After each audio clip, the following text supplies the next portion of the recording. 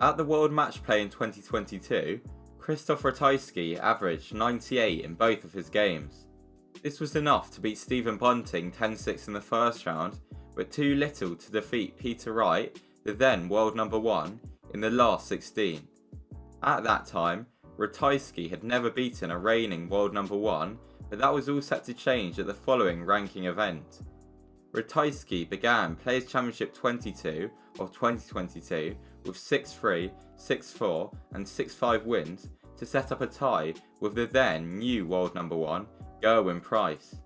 This game was high quality, with both players averaging around 105. The first 5 legs went with the throw, before Ratajski won 3 of the next 4 legs to get a 6-3 win, which was his first victory over a reigning world number 1. This set up a quarter-final tie with Dimitri Vandenberg, who Krzysztof was on a 4-game losing streak against. In this game, Ratajski took a 4-2 lead before Dimi won 3 straight legs to go 5-4 up. Krzysztof then took out 1-2-4 to force a deciding leg. Despite not having the throw in this leg, he was the first to finish at 87. He hit single 17 and then treble 20, leaving double 5 for the match, whilst Dimi was sat on 46. Normally, in a situation like this, a player would remain in their rhythm and throw straight at the double. We've seen some players pause and take a step back ahead of big darts at double, notably Rob Cross. However, we rarely see the player turn around and go towards the drinks table, particularly before an important match starts. However, in a very rare situation and a bold move, Krzysztof went to have a drink of water ahead of throwing a dart at double 5. Maybe this helped, as Krzysztof did hit the double 5, winning the game. Ratajski then beat Danny Noppert before losing to Nathan Aspinall in the final.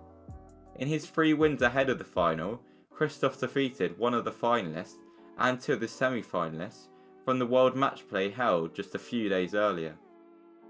Earlier on this year, we saw a piece of a Eurotour stage fall on Nathan Aspinall following his win over Mario van der Bahara at the International Darts Open. Referee Kirk Bevins and the other officials had a hilarious reaction to this. However, did you know that a similar incident to this once happened that distracted a player ahead of a match-winning chance? Rene Idams first appeared on the Eurotour in 2014 when he lost to Jerry Palfreman in the deciding leg at the German Darts Championship. He then didn't appear in any of the Eurotour for the rest of 2014 and for all of 2015. However, he did manage to qualify for the 2016 World Championships, where he almost caused one of the biggest shocks in history.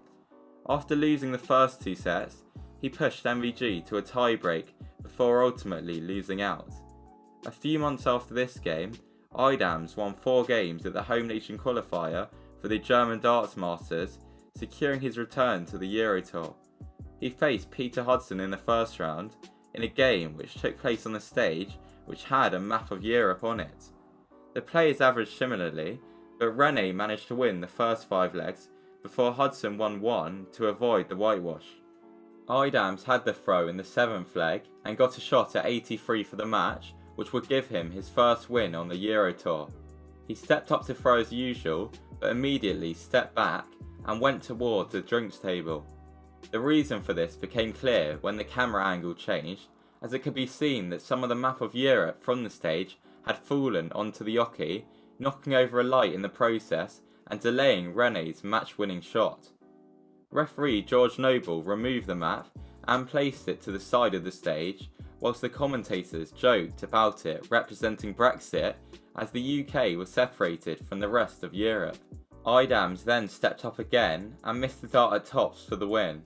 However, Hudson also missed the dart at tops, allowing Idams to hit double 10 and get his first Eurotour win.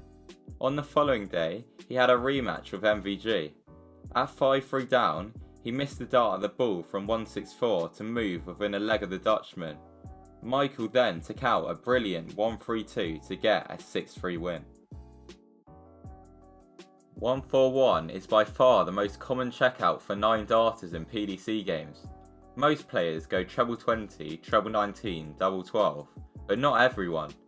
Some players choose to go treble 20, treble 15 to leave double 18. This route has only been hit successfully 3 times in PDC streamed or televised games. Ross Smith did it at a Euro Tour in 2013, Joe Cullen hit it at a Players Championship event in 2017, but it was first achieved by Simon Whitlock in the semi-finals of the 2012 Premier League.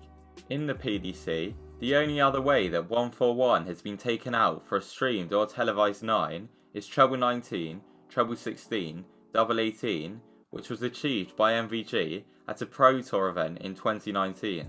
This is the only time that a streamed or televised PDC 9 that finished on 141 has featured a treble 16 in it. But there was a player who had a shot at double to do it for the first time on TV. Simon Whitlock faced Brendan Dolan in a 1-10 game at the 2021 UK Open. It was a very close match, and at one point Whitlock led 8-7. He started the 16th leg with back-to-back 180s, leaving 141 for the 9. He then crazily started the 141 attempt on treble 16, which is very, very rare. Yes, MVG hit one including it, but he didn't start on it. Whitlock then hit the treble 19 before he missed the double 18 for the 9 by a long way. He returned and missed it 3 more times, allowing Dolan to take out 96 on double 18 first time to make it 8-all. Whitlock went on to win the game in a deciding leg.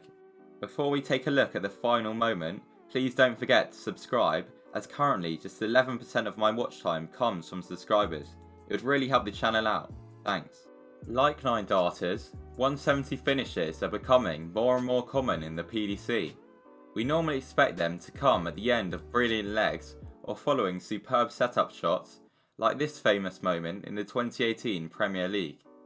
That shot was hit by Gary Anderson, who also took out a 170 during his game against Gerwyn Price in the 2020 Premier League, but following a far worse setup shot, leading to one of the rarest back-to-back visits we have likely ever seen.